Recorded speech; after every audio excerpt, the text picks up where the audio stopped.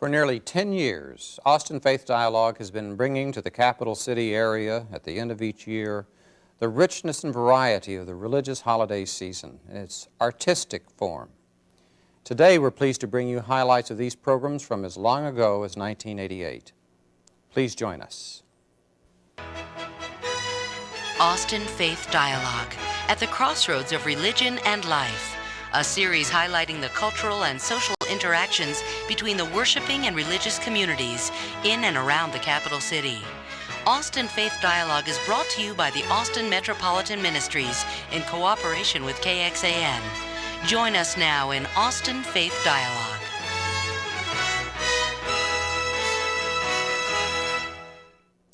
Welcome to Austin Faith Dialogue on this holiday special. I'm Richard Thompson of Austin Metropolitan Ministries, and again this year we seek to share with our viewers what is the artistic expression of the religious holy days. We will be showing highlights from the series since our first year of broadcasting nearly a decade ago. It was 6 years ago this month that we were graced by both musical and graphic expression of the season. So let's revisit that moment in 1991, when the theme was on the Word made flesh. When we think of the holidays this time of year, too often we look at it as a time to shop or to go to parties, but we forget so frequently the message of the season, namely the Word made flesh. And it's such a time when the arts make their particularly rich contribution, from music to painting to poetry. We can find the spirit of the season speaking to us. Just as beauty is in the eye of the beholder, so too can the Spirit of God take on different forms and meanings for each of us. So with this message in mind, I ask you to enjoy the following solo by Jana Holzmeier as she sings Jesu Bambino.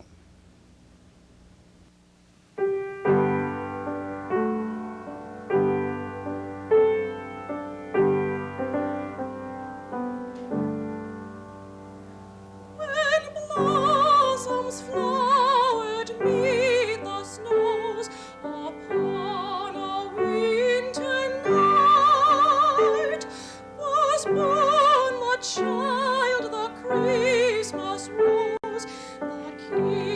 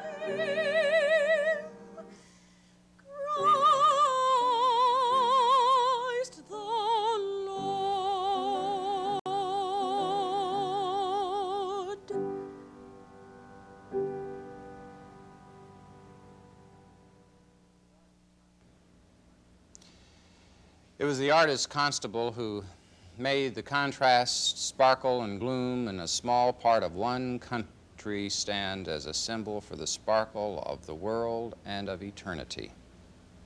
These words of John Piper we'd like to use as a means of welcoming our artist and art historian today, Mark Smith, to the program.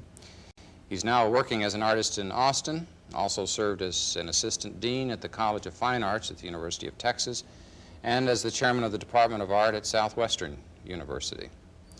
As an art historian, he's also an expert on the subject of religion in the arts. Mark, we're really looking forward to having you share this time with us today. Thanks. And in this season, I think that it perhaps is well to come back to that meaning that we are sharing together in terms of the Word made flesh and incarnated in form that you'd like to maybe tell us about even from prehistoric times. Sure. I thought I'd give us a little sense of perspective on the ability of human beings to sense this unity between matter and spirit. Okay. And we might look at some imagery that will illustrate that for us.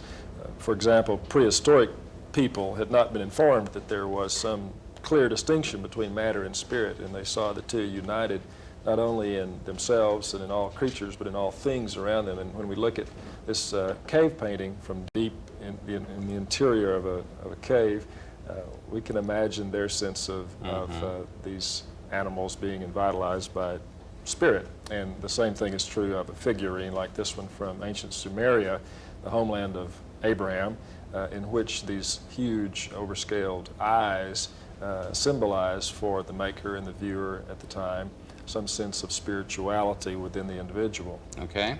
And then what's this? When we move ahead a few centuries to the 13th century and look at Chartres Cathedral, one of the great Gothic cathedrals, we see a clear illustration of the symbolism of divine light. The Gothic style with its huge windows letting in all this light filtered through the stained glass was a way of teaching, really, the concept of the divine light breaking into human life. So it's the thought of a transcendence in the midst of time and space. Exactly. The Word made flesh in that sense. I think that there is a quote from Abraham Heschel, great Jewish theologian, that mankind will not perish for want of information, but only for want of appreciation. The beginning of our happiness lies not in understanding that life is without wonder, but that it's worth living only with wonder. What we lack is not a will to believe, but a will to wonder. Maybe we can change that by listening to David Blackburn's rendition of A Christmas Carol by Charles Ives.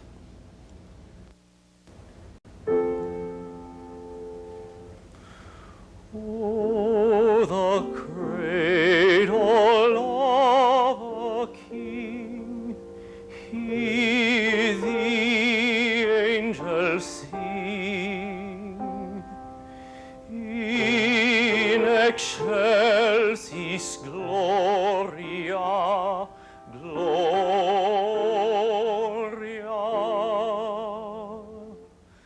Little child of Bethlehem, do we hear thee in our hearts? Hear the angels singing, peace on earth, goodwill to men. Noel.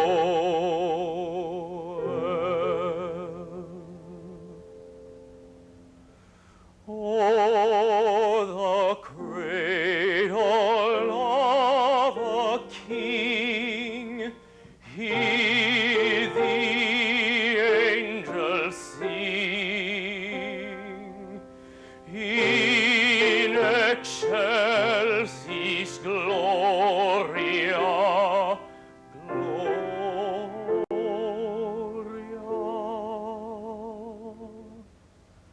From his father's home on high, lo, for us he came to die.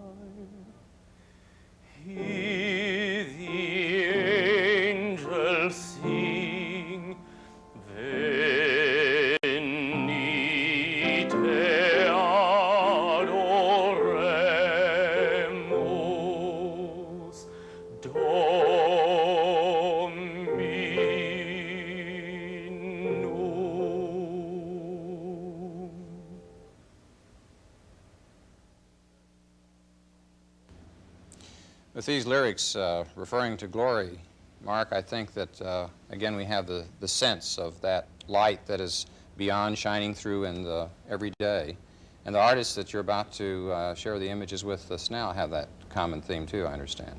Yes, I think so. The one that we'll look at first is a Raphael 16th century portrait of a Madonna and Child with John the Baptist there on the left.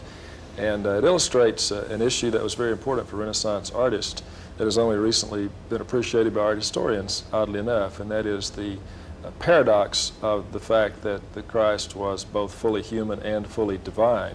At this particular time in history, it was a concern of the theologians to counterbalance a tendency to overemphasize the divinity and underemphasize the humanity. So that is, in fact, the reason we see so many naked Christ childs, in order to emphasize the fact that he was, in fact, fully human. I see. Okay.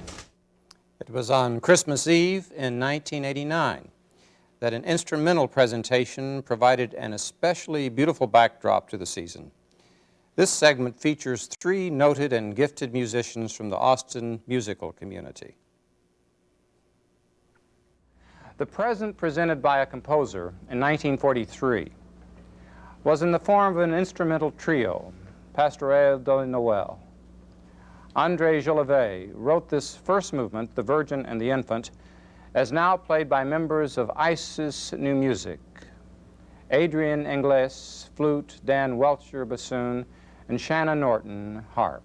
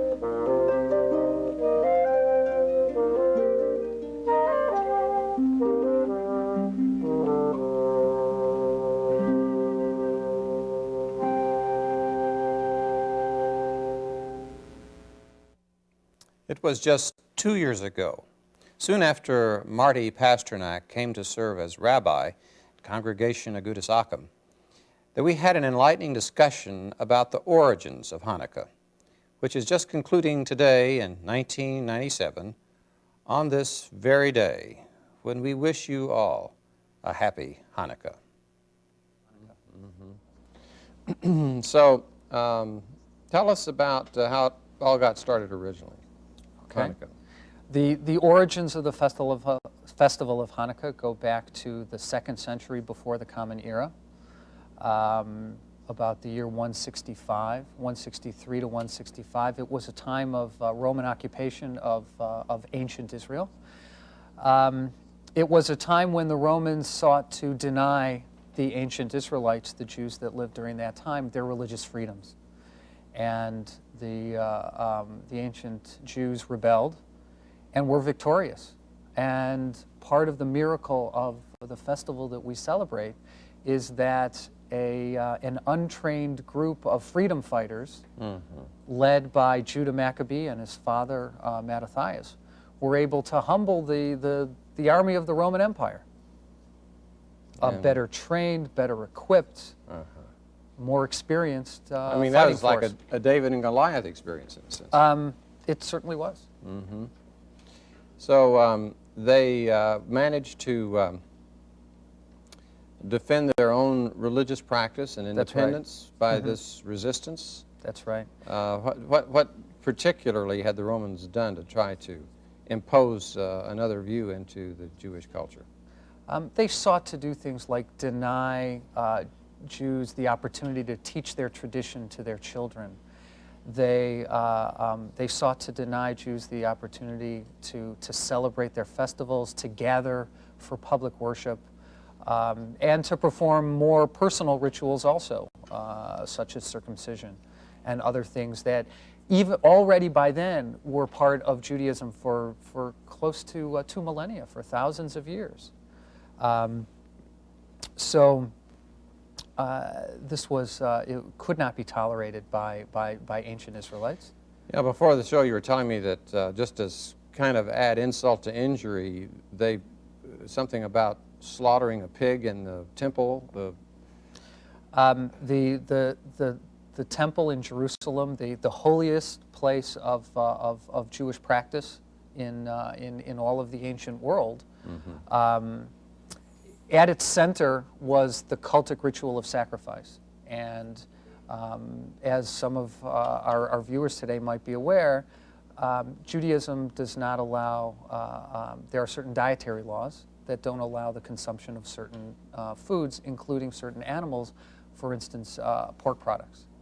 And so the insult to injury was that on the altar where the sacrifices to the Lord of Israel were offered, the Romans slaughtered a pig, an animal which Jewish tradition forbids Jews to consume. And so that was the ultimate of defilement. It was the ultimate of Roman in-your-face tactics. Yeah. So that resulted in a resistance movement that was successful. And, That's right. And that Hanukkah is a celebration of that. The word Hanukkah literally meaning? Hanukkah means dedication. And the celebration is actually the rededication of that temple that was defiled. So when the Roman army was successfully chased out of Jerusalem in ancient Israel, the Maccabees and the fighters, they entered the temple and started to clean it up and restore its Judaic purity. And then not long after that, this practice of having a remembrance of this each year in Jewish homes began. That's right.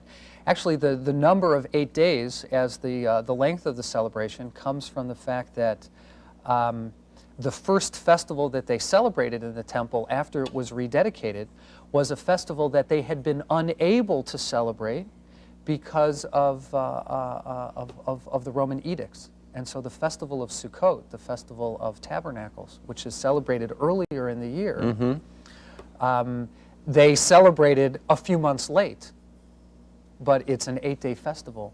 And so that's one of the scholars suggest that that's one of the reasons why Hanukkah is 8 days long, is because this festival that hadn't been celebrated was re-celebrated. Now help us picture in our minds something of this, the way in which the candelabra enter into this, and you know what happens in a home when it's celebrated. Okay. The celebration of Hanukkah that we do today, that Jews do all over the world and have for centuries, for thousands of years, is really a home-based celebration in which we, at sundown each evening, we light the Hanukkah lights. And so we have a candelabra. Actually, in Hebrew, it's called a Chanukiah, and you can hear echoes of the word Hanukkah in the name of this specific candelabra. It has space for 9 candles, 8 candles for one for each of the days of the festival, and one which is the candle with which the candles are lit each day. Oh, I see. So each night an additional candle is lit until at the end, on the 8th night, we light 8 candles. And so this is the light that has of Judaism that was returned to the people of Israel, the light of Judaism that the Romans attempted to deny them. The Festival of Lights. That's right. Okay, well, I think it was 4 years ago when Pastor Carl Gronberg of Gethsemane Lutheran Church was a host on this show that he interviewed Elizabeth Silverstone, author of Christmas in Texas. She described customs of Hispanic origin, which have become part of our holiday celebration today. Many, many lights. The carols are sung in both Spanish and in English, and there's a big parade all down the Riverwalk, which is brightly lighted. These are scenes from Las Posadas, Joseph and Mary, of course, and the manger scene.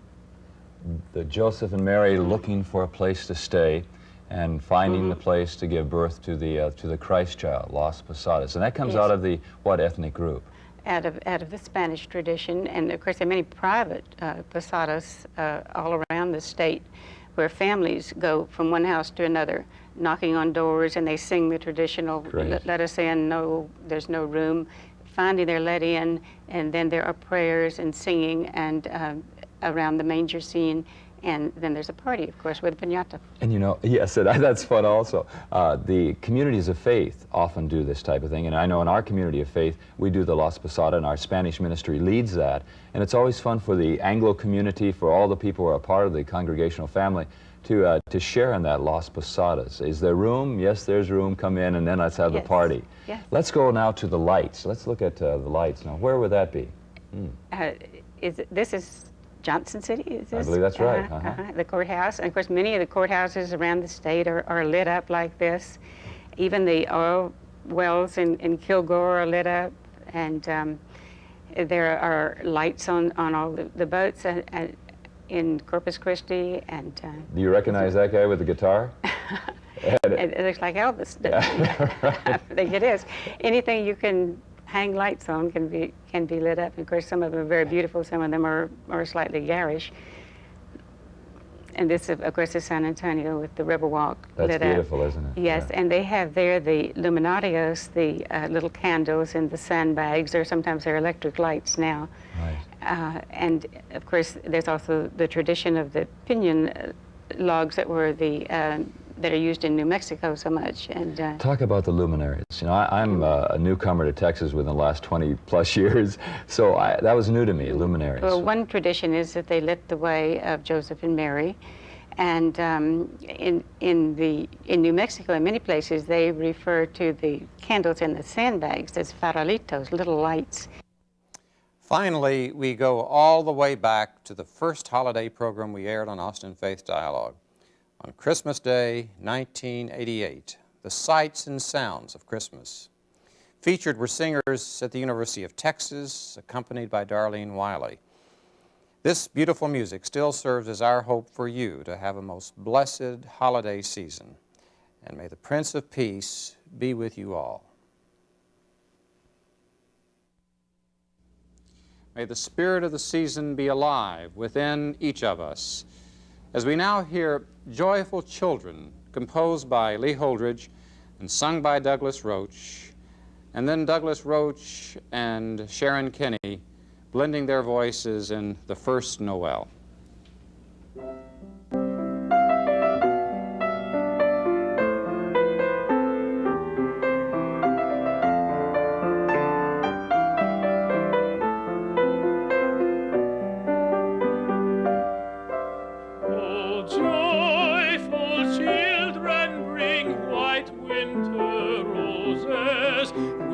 light burning candles to welcome the Lord.